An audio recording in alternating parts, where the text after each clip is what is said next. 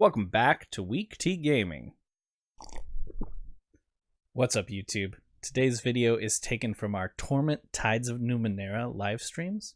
If you're not familiar, Torment is an isometric RPG that includes a lot of reading, so please sit back, enjoy story time, and give us a like or a comment on the video at the end.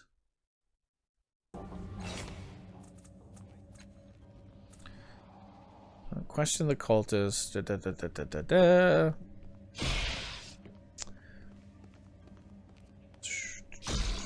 He claims he only did it once. Brought up merchant that circus miner told me that she saw Kiyatawa staggering around the area, muttering about hollow red circles. Sounds very similar to the symbols the murderer has been leaving on the walls in the underbelly. I agree. All right.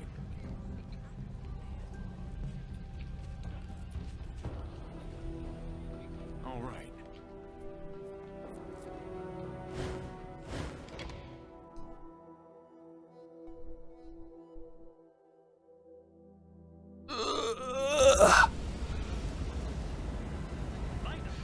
Something to do.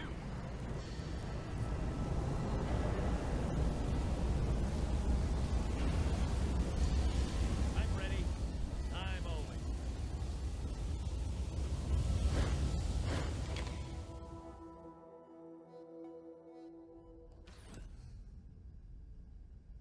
All right. Hey, we gotta talk. Got more questions. Merchant and circus miner said they spotted you staggering around and talking about hollow circles. Is that right? She says, scratching the back of her head. Doesn't sound familiar, but maybe I was drunk. It's these voices, memories. I know myself even less than I did before.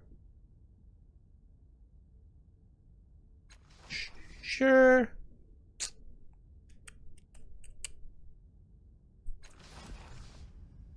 So confused.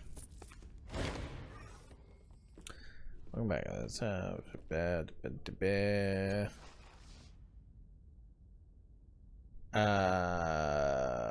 Where were you?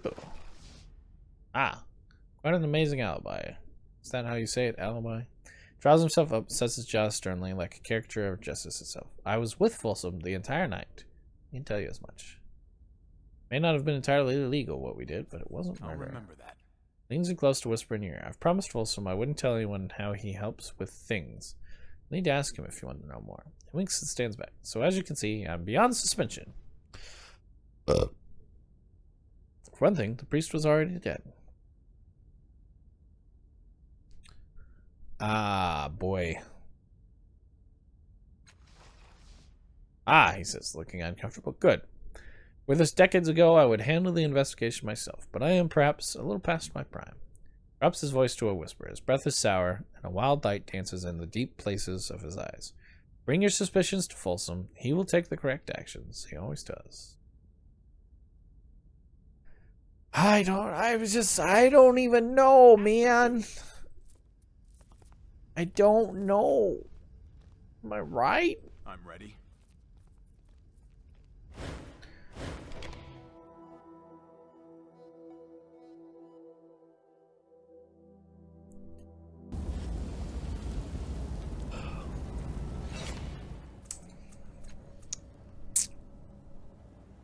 Question all the cultists at the Dindro Herd Chapel. I can return to Folsom at any time and tell him who I think committed the murders. But like, I don't know. I've questioned him Bitty, the cult's leader. He says that he was with Folsom when Weedle was killed, which sounds like it's all that one. Kitawa. She claims she doesn't know who the killer is, but she's seen this kind of murder before. It suggests the killer was sending a warning or holding a grudge. I don't know, man. As you are now. You mean dashing, handsome, and with an impeccable sense of timing and wit? Why, yes, of course. How could I have possibly meant otherwise? Unblinking, unmoving, the huge man waits for you to approach. A cocked eyebrow gives you permission to speak. Yes, Folsom said. He does not look right. Ah! Good. Tell me. I think it's Kiyotawa. Interesting, he says. A quiet woman, somewhat fragile. I have sensed instability in her, but not the aptitude for violence. I will be interested to learn what my people can extract from her. Signals to his bodyguards. They slip from his side and flit toward the Dendro Herb Chapel at a flat run.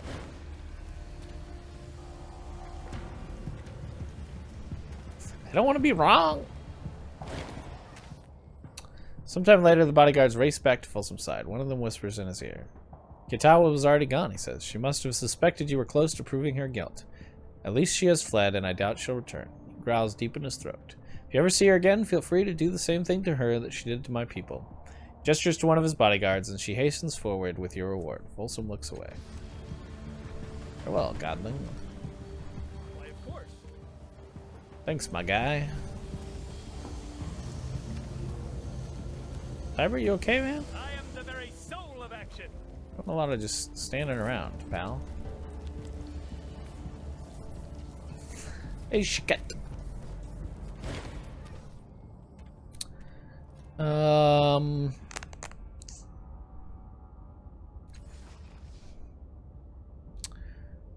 Looking for a place called the Cave of Last Words. It's close to surface at top of city. Creature puzzle.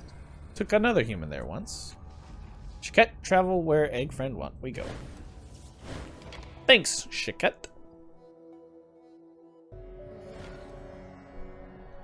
Who are you? Well, hello, Matt Keena. This woman's skin is white, the color of alabaster or fresh ivory. Flat, black eyes surrounded by sharply pointed features stare coldly at you. She wears a jet black hair cut straight at the shoulders. Her clothes are functional and drab. Her cloak is fastened by a necklace of 5 canisters, each a different shape. She turns a black device over and over in her hands. Where did you come from? How did you know where to find me? Her startled expression becomes a dark glower. A keen blade flickers through her fingers. Sure it wasn't there a moment ago. Did I invite him here? No, I wouldn't have done that. She leans in close to you. I wouldn't have thought it possible, but it appears we have found someone even more paranoid than poor Allie. This is Callie speaking. Is it really that important to know how I found you? Yes.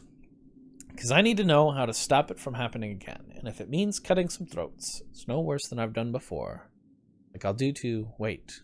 No, you're a cast-off. That wouldn't work. The knife disappears as quickly as it appeared. Her hand steals out and picks up a strange device again. Almost of its own accord. She glances at your tattoo. How new are you? What were the circumstances of your birth? When did you happen? I was born as my body fell from an exploding moon. Ah, that bastard of a creator always finds a way to abandon us at the worst possible moment. Have you heard the stories of Tuck or Yennefer yet? You should. What of them? She points her chin at your companions. If you think you can overpower me with mortals, you're mistaken. Oh, she is fascinating, isn't she? A wicked smile crosses Callie's lips. What did you say? You're trespassing in my home, you know. Coming with a cast-off makes you more suspicious, not the other way around. We mean no harm. I don't trust you. That's the problem. But fine. She flicks her hand and the knife disappears. Disemboweling you would just be a waste of time for me anyway. She turns back to her workbench and picks up the device again. Then she spits on the floor and scuffs it with her boot, all nervous energy. So what do you want from me? Why are you hiding down here? I'm not hiding. Rage is quick, hot, palpable. Something about it makes your vision dim for a moment. Strategizing, planning. Why would someone live voluntarily in a place like this? She gestures around her. As her eyes break contact with you, her emotion leaks from her frame. This is where I stay. It's a bolt hole. Always has been. Those who know where to find it. Even Sheila hid here, they say. What are you planning? Oh. Were you part of my plan? You weren't. It's not your business. Can you tell me of other cast-offs? Self-absorbed, treacherous, leave a trail of misery and suffering. Shall I continue? Also powerful, scheming, ambitious. Smile is crooked and quick. You want names, don't you? She barks a laugh that's half a sob. You won't get them from me, though. Not now. I remember Idris? Yeah, sure. And I remember the first, and I remember Tash, and I killed Tash for what he did to me, for the hole he cut in my memory. That hole grew and grew, and Her eyes flicker, and her cold gaze returns to you. This is more than you need to know. They're bastards, all of them. You as well. So, I need to repair a resonance chamber. The resonance? Glint of understanding shines in her eyes. Ah, yes, of course. You would have hit it there. Crooked grin plays about the corner of her mouth and then vanishes. I know who can help you, or did. She shakes her head. It slips away. My mind has holes in it. Tash took a rusty scalpel to my thoughts. My memories, I can't. Trails off. She catches hold of the table, and it seems to anchor her. Her eyes harden. No, you must do something for me. She caresses the black and jagged device, knobbed and protruding with antenna. A sigil reminiscent of your tattoo is emblazoned on it. This is Tash's Mirrorcaster. I want you to enter his mirror and find out what you can about the Jacques. I'm convinced. Convinced that's the key. What is a Mirrorcaster? Ha! Am I really the first one to say the word to you? Oh, you're in for a surprise, dear brother. Every cast-off has one, just like every cast-off has this. She taps the tattoo on your head. No one knows what they're for. I used to think they were a byproduct of the transfer process, just like us. She seems lost in thought for a moment. Then she shakes her head. Wherever they came from, they can be used like a kind of temporal viewer. You relive an event in the life of the cast-off whose Mirrorcaster it is. That event is called a mirror. Can a Mirrorcaster be used to spy on other cast-offs? Not spy, more like seeing pictures of their past, like watching them from inside their minds at times when they burned or raged or changed. When their life was at a moment of flux. Why can't you enter the mirror? Don't you think I've tried? She snarls with sudden rage, her knife a handspan from your neck. Do you think I would waste my time with a newborn, a thief who steals into my home, if there were any chance I could do this myself? Shoulders heave up and down with each angry breath. I try, and my mind fills with static, like I'm talking to a Murden.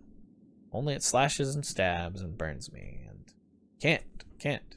Only make things worse. Maybe it already has. She blinks then, confused. Why am I angry? Did you? She straightens, flipping the knife back into her cloak. No, it'll be all right. Just find the damn Jack, and I'll tell you whatever you want to know. There's a Jack. You don't know? I thought it was a common instrument. No, it might not be so much anymore. One of the curses of a long life. She laughs raggedly. Fashions come and go before you even know they exist. Probably easier just to let them go, or make new ones of your own, like some of the other cast-offs. Sorry, no, not sorry. You should know this. You should know about things, history. That's what life is, knowing and doing. Matkina, you need to focus. Tell him what he needs. She breathes deeply. Jacques is an ancient woodwind, and this one was kept in a sealed cave behind massive doors from a prior world. It had powers, but I can't remember what those powers were. Jacques is a key. What does it unlock? Brow furrows, confused for a moment. She curses. If I knew that, I wouldn't need your help, would I? Let's add alongside. You stole that memory from me, all right? If you can find it for me, it will all come back, all of it. How do I enter the mirror? An almost palpable hunger fills her eyes, a yearning. Hold the Mirrorcaster. You'll feel the tug immediately. Don't resist. Empty your mind and let the tides pull you into the Mirrorcaster. She collects herself. Then just watch him. Watch for the Jacques. When you see what he's done with it, pull your mind away from Tash's and tell me what you saw. Oh, don't try to change anything, she says, almost as an afterthought. Why shouldn't I try to change anything in the mirror? What do you mean by that? Nothing serious, she says, as though speaking to an overly concerned child. She laughs suddenly. It's not like you can change the past, but I need you to learn a specific piece of information. If you change something, then you might go the wrong way. All right, I'll do it. She plucks Tash's Mirrorcaster from the table. She looks at you and back at the device. She licks her lips as if weighing her options, and then, before she can hesitate any more, slaps it into your hands. It's surprisingly heavy. Do it, she says, her voice heavy. Find the Jacques, bring me my answers. Focus on the device, and you feel something tugging at your mind.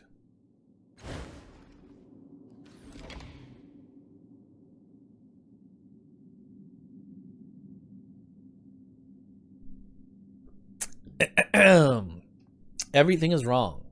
Tasha's body, yours now, clings like a wet cloak. The world is too bright for nighttime. Everything is too clear. Distance is too close. Edge is too sharp. Memories like blood flies buzz about your head, whizzing away before you can catch them. Hard-ridden and lean, heave their flanks and huff behind you. Like you, they've gone too long without rest. And there's Matkina, a much newer Matkina, as drawn by a pandering portraitist. Too soft, too fresh, too pretty, all wrong. On the waste you see the light of campfires, and in the humble village before you, a bigger, brighter fire burns. It's a pyre inside a body that's too large, burns too slowly. Greasy coils of smoke rise into the night. Villagers circle the bonfire, wailing and shaking. The headman's rough voice continues the ritual. From exile you are released. Among the mourners some echo, you are released. He throws a handful of powder into the fire, metals, salts, perhaps, and a spray of shining embers rise into the night, mostly gold, some green, some purple. From wrath you are released, they echo him. As the embers float out toward the plains and fade among the stars and campfire, hear Matkina whisper reverently, you are released.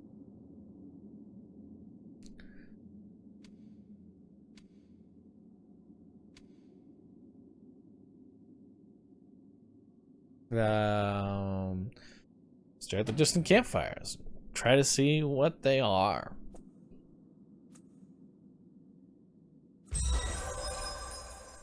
You squint, your unnatural eyes focus until the pyre, the village, everything else fades away. At last the blurry campfires resolve into something crisper, and you see the faint shadows of men around them, men in long coats and broad hats, painstakingly cleaning their giselles and daggers. There are perhaps 100 of them. Matkina sees you staring and grunts, sand knights. From her tone it's obvious that they are no friends of hers or yours. Try to remember who you are and why you're here. The memories try to buzz away, but you are too quick for them. You seize them and squeeze. This body is you, are Tash. You already knew that, but now you know yourself as you didn't before. The body fits better. You're cast off, and when you call on the tides, you can destroy memories. You're a soldier of sorts, in service of the militia, under the command of Paj Reckon. You're a scout, Matkina's spotter. Two of you are not warriors, you're specialists, you're killers. But you're not here to kill, you're here to promise something to the villagers, and to get an object. A flute of some sort, the Jacques. As for why, that memory and others remain beyond your reach. You need to find the Jacques and protect your memories. Find the what? Matkina stares at you dumbfounded, and then she shakes her head. Have a little respect, Tash. This is my home. We're here to save people I've known for years. A moment later she adds, not to mention the only danger to memories around here is you, Tash. Try your tidal surge on me and I'll burn those fancy eyes right out of your skull. There's a smile on her face, like this isn't the first time Tash has teased her or that she's promised a grisly fate in response. Wait until the ritual is finished. As the body burns and the mourners chant, you wait in the shadows at the edge of the village. At last, the corpse is consumed, and the headman gives a final cry. To the distant dark, you are released. The villagers echo him, then drift away, leaving him alone beside the smoldering pile. Matkina, with a hiss and a gesture, leads you over. He sniffs the air at the sound of your approach, and with a broad smile calls out, Kina. His eyes are large, milky marbles. He puts his hands on her shoulders. You return in unpleasant times. She touches his cheek. I return, because the times are unpleasant, Ning. Without another word, the three of you leave from the fire and enter Ning's dark hut. Ning's home is humble and small, hardly furnished and wholly undecorated. On entering, he lowers his weary bulk onto a hassock and gestures towards similar cushions for you and Matkina, then begins without preamble. They hung him from a tree, old Gareb, took their daggers to him, called it pruning. Blind to others' expressions, he has become oblivious to his own, and he wears his pain and anger nakedly. With a grunt, he continues. They sent him home by skimmer, along with the compact they'd made to the plains people. He waves at the crumpled sheet of paper on the floor. Tick read it to me.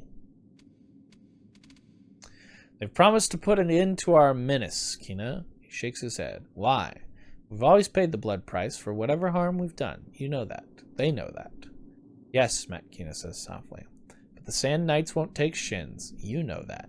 He grunts. The militia is here to help, Nang. You are who we stand for, the small, threatened, the hunted.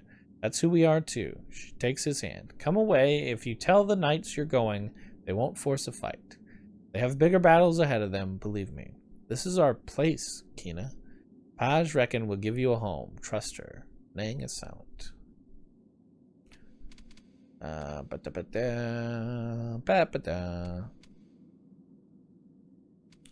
Read the crumpled note. You unfold the compact sent by the Sand Knights. The writing is neat, plain, small, and seems to go on in tightly stacked lines. In essence, it's a vow to safeguard the villages and towns of the Verksolian Waste from the menace in Koln village. The knights promise that they will undertake steps to assure that the killers in Koln village never harm anyone again. Extermination is never mentioned, merely implied. Beneath the knight marshal's chop are signatures from various burghers, mayors, and elders of towns and villages on the waste. The knights ask nothing in return from them. The signatures vow nothing. They merely endorse, justifying whatever the knights undertake.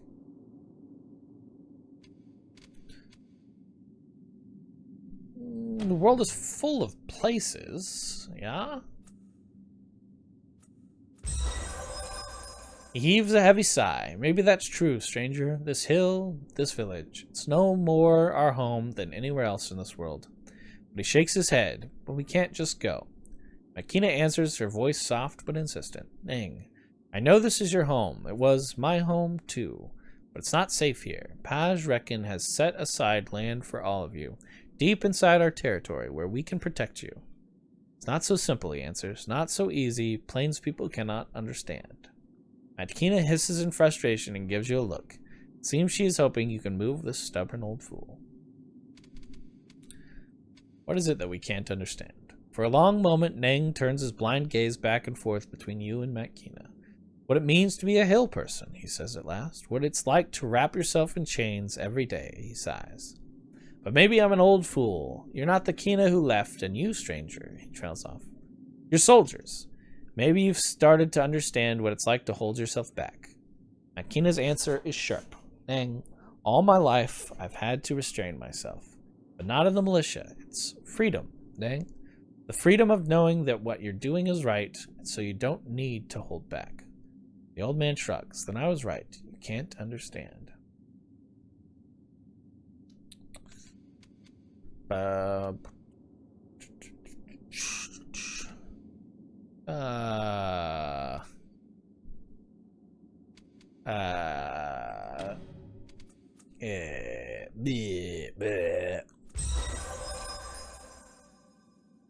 Nang nods slowly. You're right, of course, even if you've got the manners of a Marg marauder. After a minute, he turns his blind eyes to Matkina. But we can't go without the Jacques. What? Matkina asks. Up the hill, behind the gate, the cave's been sealed for generations. Inside is the Jacques. It's what helps us keep our worst instincts inside. We leave its song, he trails off, gesturing to the pyre outside. He sniffs the air, then nods his head again. I'll tell you now how to open the gate. He describes how each lock must be disarmed, repeating it until he's sure you both remember it. Now, he says, you alone of the plains people know how to open the gate. You work your way up the terraced hillside, leaving Nang to make his case to his people. In the distance, you see that the Sand Knights are on the move, riding hard toward Koln village. Nang will need to make his case to them, too. When you arrive at the cave and its huge, ancient gateway, Matkina shakes her head. For years I wondered about this, she says. The hill people tell a fable that the first men and women came out of here. They said the gate would only open when it was time for people to disappear. She shrugs. One way to keep kids from poking around and disturbing the Jacques, I guess. Something she said stirs your mind and your memories jingle like a wind chime. Try to dredge up the memes. At once a glaring light shines over your mission, as painful as it is revealing. You're not here to help Paj Reckon save Koln village. You're here to help Paj destroy it. She knew the villager's secret, knew about the Jacques. Most importantly, she knew the Sand Knights would come, knew about their compact. The plan isn't to take the villagers out of the Knights' way. In fact, it depends on causing the very battle Matkina promised would be averted. When the knights arrive, Paj will destroy the Jacques, forcing the hill people into their feral state, unleashing them upon the knights, weakening one of the malicious foes. Paj is coming in person to see that all goes right.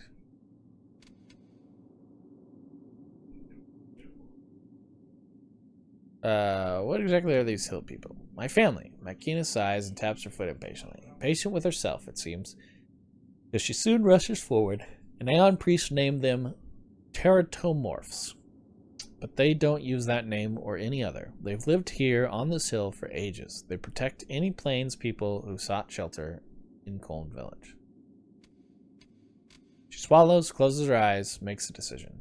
They're not human. Sometimes they change, go wild. Usually it happens to the young and the old. People in other villages call it skin changing, and they call the hill people monsters. She shakes her head. Passes and they change back. But sometimes they leave the village and never turn back. They lose control. People get hurt. With a protective edge in her voice, she finishes. Family. That's what they are. Family people.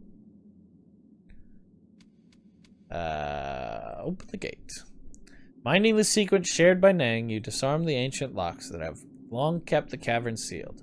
The gate opens with a gasp, and without waiting, Makina steps through. You follow. Inside is no cave tunnel. In fact, there's no stone at all.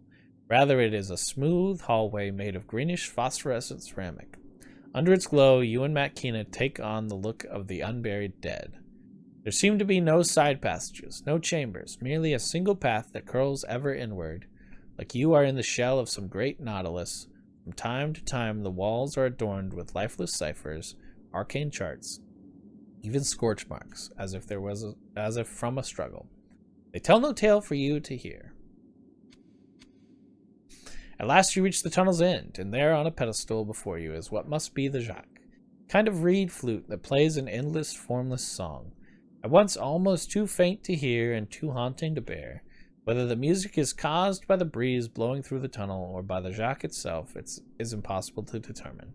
The ceramic pedestal beneath it, alone of all the devices in the cave, still pulses with living energy. That energy causes the Jacques to float a fraction of an inch in the air. It doesn't rest on the pedestal so much as hang above it. So, says Makina, here it is.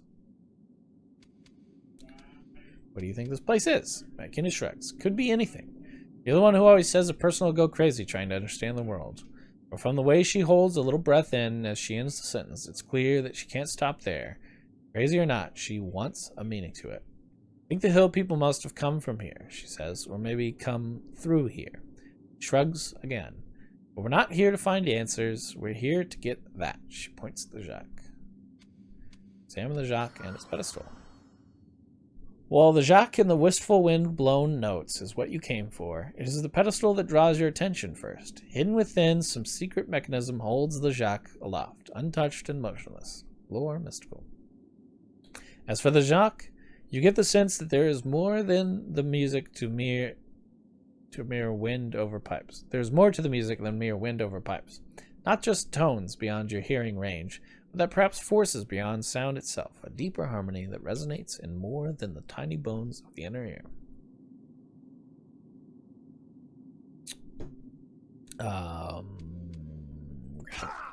Okay. The moment your hand closes around the Jacques, a shiver ripples through your body, a physical premonition of the agony that swiftly follows, as the pedestal's booby trap is triggered. You can neither release the Jacques nor pull it free. Indeed, you cannot move at all, except to shudder as violent energy courses through you. Tash, Makina cries. The split second before she responds seems a lifetime, as it could have been were her reflexes not so honed.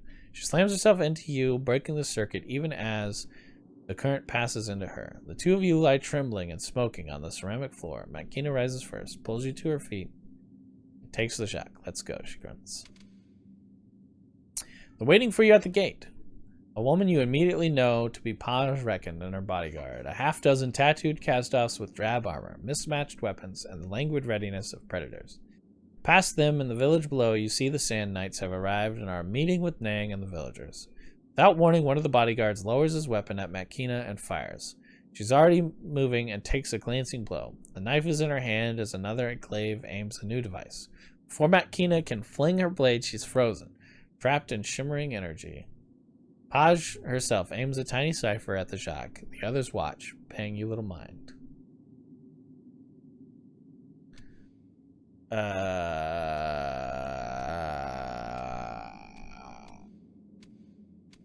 What are you doing? You try to speak, Paj raises her empty hand, and such is the force of her will that you fall silent. Without pausing, she activates the cipher she's holding in her other hand, and a thin beam shoots forth. The Jacques simply disintegrates. In the village, chaos explodes. Where once Nang and his hill people stood, there's now a writhing mass of tentacled things, which fall upon the Sand Knights, caught off guard. A dozen knights die instantly. Others open fire. Inside the energy field, Matkina trembles with rage, her burning eyes flicking between you and Paj. Paj sighs. This is an unfair way to reward friends, Paj says, but one must secure victory and make amends later. She points to the slaughter below. Those Sand Knights are irreplaceable. With a single stroke, we've shifted the balance of power in the Vexilian waste and loosened our enemy's iron grip from 24 villages. You've served the militia well.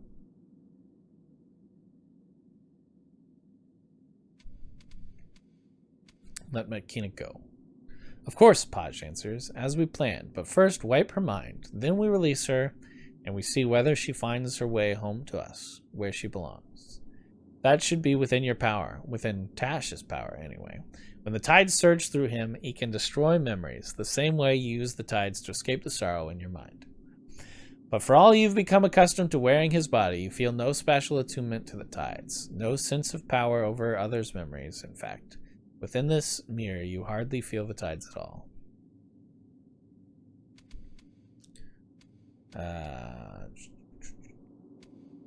Try to wipe Matkina's memories.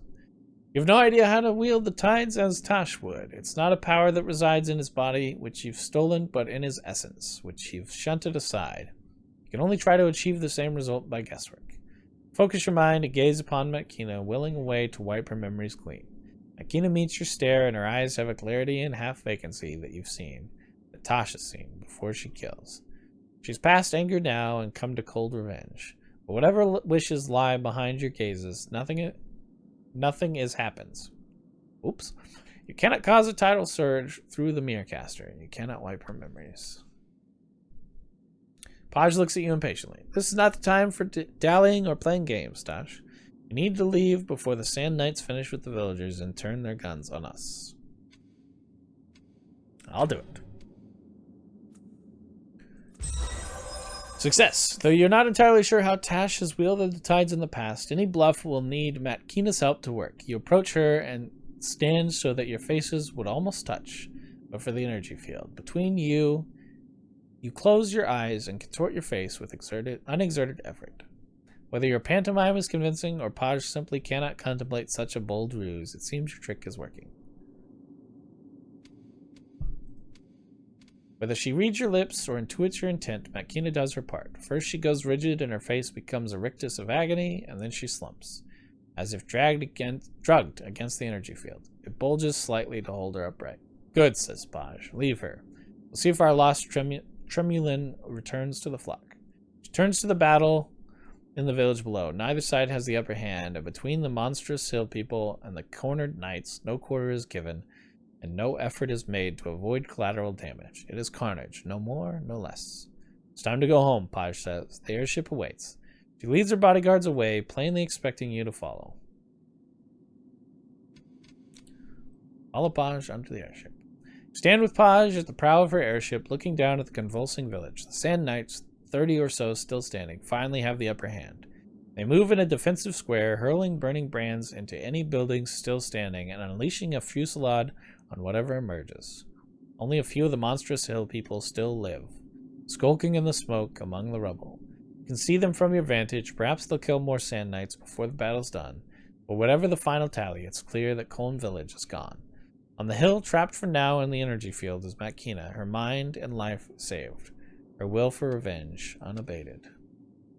Paj's face is stoic as she looks down from the ship. Perhaps without your preternatural eyes, she can avoid seeing the individuals ground up by her gambit and see only a strategic point and the numbers it represents in the grand strategy. Or perhaps she has simply learned to set an example to her subordinates in the militia. She sees you staring at her and gives a small smile, a generous one. If it's real, devoid of irony or cruelty. I'm proud of you, she says, and then she walks away to her cabin to plan some new battle. As she does, Tasha's body slips away. His mind lets go of your own. You are falling through space once more, through space and time, falling onward. I'm ready to learn something new.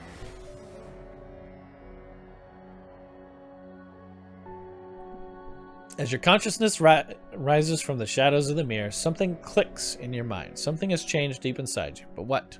Makina stares at you, the shock painfully obvious on her face. What did you do? I remember Tash cutting me. I see the holes in my mind. I remember him forcing me to the ground, tearing out my history with his tithes. But I have other memories now. They're real. Tash didn't do it. He could have, but he didn't. He saved me, boarded the vessel, and didn't touch me. Didn't violate me with his mind, but I remember him touching me. Makina's opinion of you has improved. She holds her head in her hands, shaking, her voice becoming thick. The two strands of memory is pulling me apart. She looks up at you, tears streaming down her cheeks. No, it's pulling me back together. I remember now. That hole it's almost gone. You changed reality. You changed it. She stands, drying her tears with her sleeves. I don't know if you meant to do that, but you've done more than your part of the deal. You asked about the resonance chamber. I know it. Mazov's the guy you want. He can fix anything. He might have even helped design the chamber you're talking about. Your best bet is to look for him in the cast-off sanctuary, Mile Vest. There's a cast-off sanctuary? It's a sanctum, a refuge created by the First and our sire. It's shielded from the sorrow, supposedly. She shrugs. Our siblings like to hide there until they can't stand each other's company anymore. Personally, I don't think anywhere is safe from the sorrow, not even that place. Great, where can I find it? Word of caution. They won't believe you in Mile Vest. They'll treat you like they treat every new cast-off, as a pawn in their games with each other. Look out for that. She walks to her table and unrolls a map of the Sagas Protectorate. You're not going to find it by walking there. The entrance is a secret, known only to our kind. Here.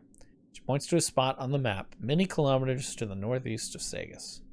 The Valley of Dead Heroes. There's a hidden portal in the necropolis. Also memorize this. She writes the numbers 3431 down on a slip of paper, holds it in front of your eyes for several seconds, then crumples it in her hand. It's a code. It'll make sense when you get to the necropolis. You'll need an airship to get to the valley. The ladder over there leads up to the caravanserai. You should be able to hire a ship without too much difficulty. Cool. Can I ask you other questions?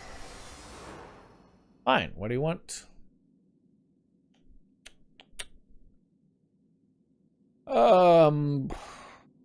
Story with you and the other cast-offs. She gives you a long, slow look. You were in the mirror. You saw what happened. I wanted to make a difference, and they pissed on my hopes. After that debacle, I killed Tash, fell out with the rest of them. She frowns. Conflict between the First and the Changing God swallows all our siblings, one way or another. I didn't want that. I wanted to make my own way. They weren't pleased, and here I am. No worse for the lack of their company. Who's the first cast-off? She was, or she claimed to be. She's dead now. She said she'd fight for all of us. They say she was the one who founded Mile Vest for our sakes. Most of our siblings remember her as a hero. She spits in the corner. Most of them never actually knew her. She was driven, I'll give her that. Even with her decaying body and all its hurts and wounds, she found masks to cover herself and the strength not to hurt, and she kept plowing on. Tell me about the Changing God. Brilliant, charming, ruthlessly self-centered. More blood on his hands than I'll ever have. Legend says he wiped out the Tabat, a nearly complete genocide. He left one alive as an object lesson, one of their generals enslaved into the city to teach his enemies not to cross him. How many cast-offs are there? She shrugs. Hundreds. Who knows? Supposedly the Changing God went to other worlds, bent time and space, slipped through dimensions, and he always had his spare bodies with him. It could be thousands, millions for all I know. You tell me about this place. This is the Cave of Last Words. It was a thieves' hole until the tunnel leading in collapsed 600 years ago.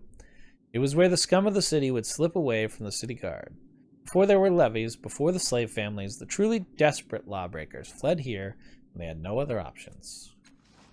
That's the suicide tunnel. She points. The words on the cave walls, those are the final words of people with nothing left to lose, etched into the bedrock of the city.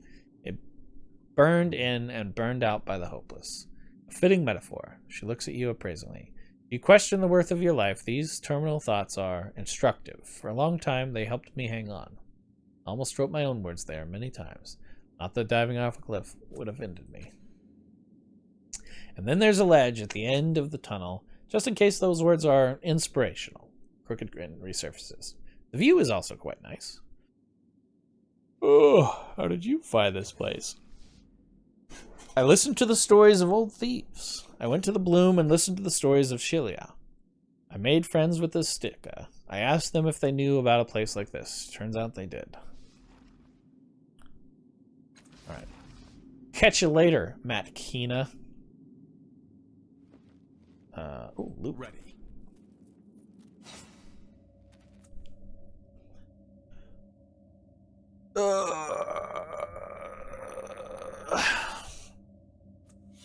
Oh, wait, I don't want... I wanted to examine this. Small polished disc looks like a handheld mirror, but anyone who looks into it sees an image of their father, or their species equivalent, looking back at them, mirroring their every move. When you hold it, though, all you see is your own face. Adorable. I shall take it. Sure enough.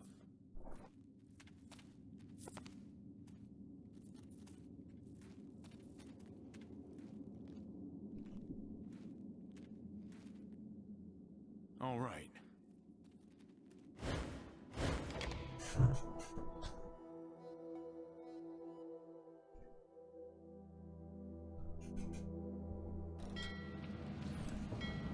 Oh. That's fun. With alacrity.